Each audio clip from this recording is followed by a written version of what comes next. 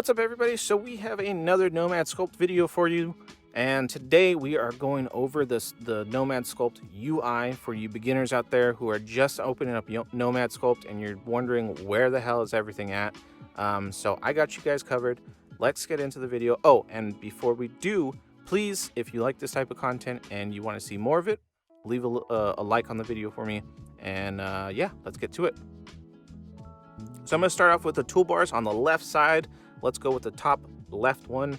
Right there you have radius, intensity, and symmetry toggle. Your radius allows you to scale your brush up and down, big or small. Your intensity is the intensity of your brush on how heavy your strokes come onto your model. Each pen is going to have pen pressure, but it also allows you to affect the pen pressure with the intensity slider on, again, how heavy or shallow your brush strokes come into your model when you're sculpting. Under that is the symmetry toggle. If you guys like to work with symmetry, which most in the beginning do, but if you have an asymmetrical design, then you're not really going to use the symmetry toggle. And that's pretty much it for the top left shortcut bar on the side. If we go down to the bottom one, we have our subtractive stroke toggle, we have smooth toggle, we have our masking toggle, and we have our material and alpha shortcuts. So the top one, the subtractive toggle, off the get-go, each brush is going to have an additive stroke onto them. If you want to subtract into your model, then you would click the subtractive toggle on, and then it allows you to indent onto your model. The smooth toggle is basically you're just toggling over to the smooth brush real quick.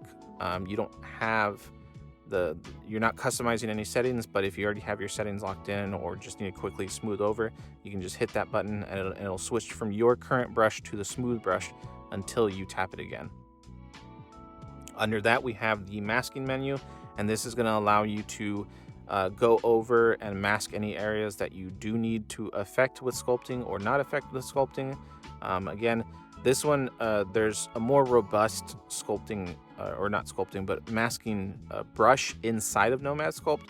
And the masking toggle is just whatever you're drawing on the model and not like lasso select or anything like that. There's a separate masking brush for that.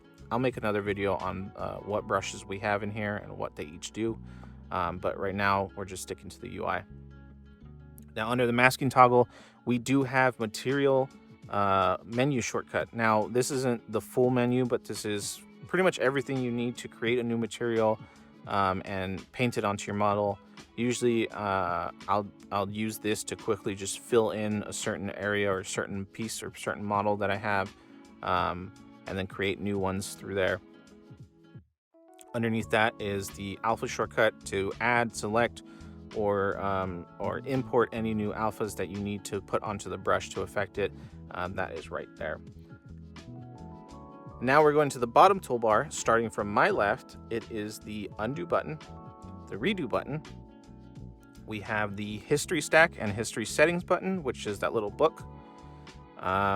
We have the snap view. So if you need to snap to front, left, back, right, up, down, that will snap to those views for you as you're turning your model towards that direction.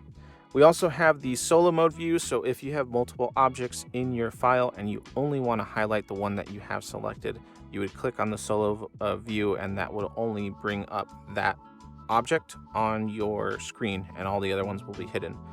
So it's nice if your file gets heavier and you want to kind of lighten the load, which I've honestly got pushed Nomad Sculpt up to 15 million and it still runs smoothly on my iPad. But yeah, for any of you guys that your iPad might be chugging along, solo view will help kind of tone down the burden of stress on the model, or on the file, I should say. Next up is we have the mask hide view. Anything you have on your model that you need to disappear for a brief moment while you're sculpting around it, or just any other purpose you may need it for, just go ahead and toggle that. Anything that is masked on your model is going to disappear, and when you're ready to bring it back, just click the button again. After that, we have the quick voxel remeshing toggle, and this is if you already have your resolution set in the topology menu and you just need to quickly voxel remesh. That is what that button is for. After that, we have the wireframe. If you want to check out the wireframe of your model, go ahead and click on the wire button. Now, just to note to you guys, all these menus, most of them are customizable, so you can take out some of these buttons if you don't use them and you want to clean up your UI a little bit. So we can take out the wireframe, the masking, the solo, I mean, I think even the voxel remeshing, to make it your own, however you comfortably sculpt in Nomad Sculpt. That's what I love about this program. There's a lot of customization in the UI for the user to make it, fit them and their needs.